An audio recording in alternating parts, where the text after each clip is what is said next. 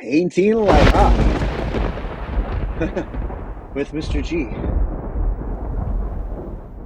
All right, the first thing we're going to do is we're going to take some masking tape to tape down our canvas. What you want to do is you want to put this masking tape preferably on something like your pants and do this multiple times. See how I'm lifting it up, putting it back down, lifting up, so it loses some of its stickiness. So what ends up happening at the very end when you take it off, it doesn't stick to your paper very well. It doesn't rip your paper at all. So do this multiple times.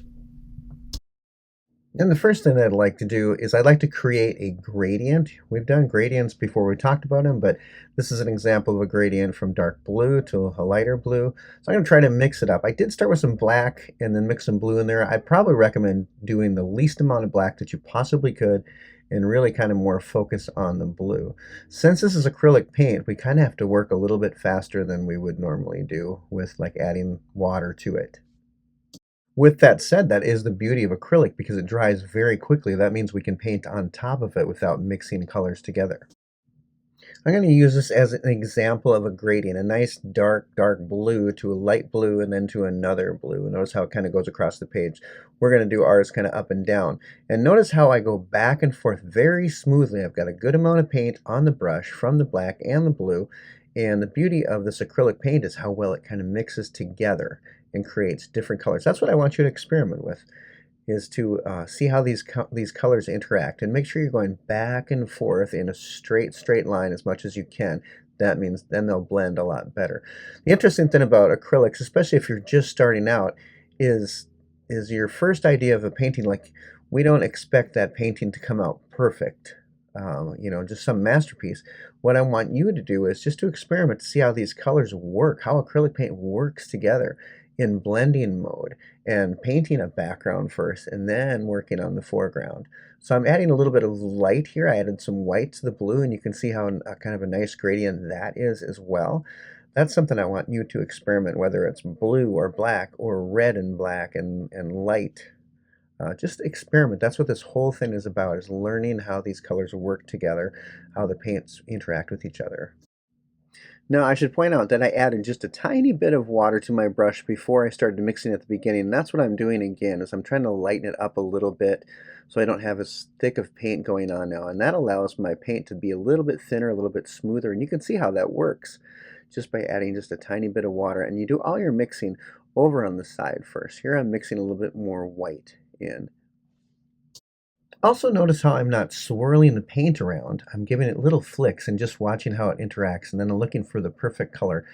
Now I've got kind of a mix of paint on my brush. I'm just going to slowly go back and forth and try to do that really smoothly and see what kind of result I get. You can kind of maybe think of some storm clouds in the background, maybe getting lit up. And so that's kind of what I'm looking for here, is allowing those types of things to happen. And when you're working with acrylic paints, a lot of the times those little happy surprises just pop up. Not all the time. Now I'm going to try to jump over to creating a light path where my lightning is. So I'm not actually creating the lightning right now, but I'm creating the light behind the lightning, the light that the lightning is causing against the sky and against the clouds. I'm choosing to use a Q-tip here. And I've also just used a little bit of kind of a light blue with the white, because I don't want it to be really ultra light, because otherwise that would hide the lightning itself. Now, you do not have to use a Q-tip. You can experiment with your brush and see how that works. I use my brush on a lot of it. I think this is the only one that I actually used a Q-tip on. Otherwise, I just chose a very tiny brush and just kind of scumbled that Q-tip back and forth, or the brush back and forth, and just kind of pushed it down and kind of moved it back and forth. All right, so now I'm taking my smallest brush and I'm going to mix a few colors. I went and got a little bit of darker color, a little bit of blue. Now I'm kind of mixing it gently together. I'm going to create little tiny clouds above where that lightning strike is coming from. So I'm going to paint a little bit of darkness around it first, and then I'm going to do some reflections with some lighter paint on top of that. So really I'm just kind of pushing my brush around, kind of squishing it, just twirling it around, seeing what my brush does, not being specific here because these are just clouds. So I want to experiment with what my brush is doing and how it works. And you can see how it kind of builds little tiny bits of color. It's not all straight one color, which is great. That's what we're looking for. And now I'm doing some mixing way over in the corner there. adding some light. So I want to do some highlights to those clouds that we just added. This is going to be kind of the reflection of the lightning onto the clouds. We're just going to do kind of the edging of it. And I'm just going to slowly do the same thing, kind of, they call it scumbling, kind of pushing around, pushing that paint around, not using strokes, but kind of just pushing around. And you can see how that the effect takes place there. And you just keep doing that and blending it in.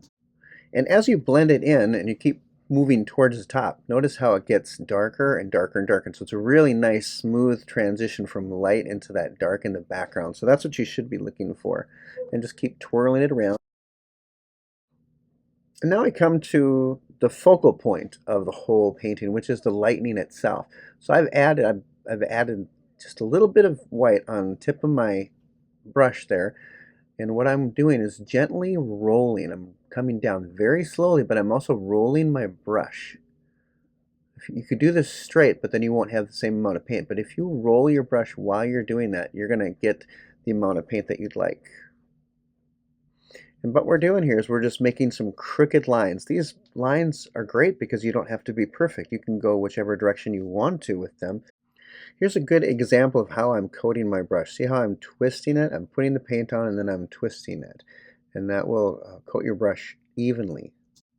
And here I'm just continuing on these jagged lines. They're just dancing down any which way they want to. And you can think of them maybe as an upside down tree, but there's no real perfect or correct way of doing this. You just kind of imagine whichever way you want to go and then just take it to the level that you want to take it. And for this last part of the painting, I just decided because I had that darker layer just to make it maybe a sea and then have a little bit of reflection from the lightning there to add a different dimension to it. You don't have to do that. I just saw it in my head and thought I would put that in there.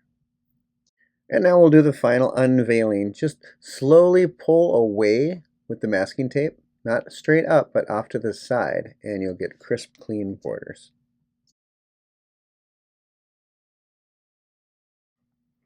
This one I'm doing just to point out that you don't have to use blue or dark blue. You can use whatever color you want to. Matter of fact, maybe you're thinking that lightning storm is taking place on another planet and the sky is red. So whatever color you choose will make it your own. A lot of people have done it in purple, but with the paint set that we have, I could not get a nice purple with the red and blue that comes with the basic set of Artist Loft paints. So I didn't think that would be fair using a purple of my own when you guys didn't have that. And this very last one, I'm going off script and not doing linear gradients like horizontally, but just kind of putting cloudy gradients together and just to see what would happen. You're welcome to do this way too if you'd like to. I just had to solve problems along the way to try to make clouds look like clouds.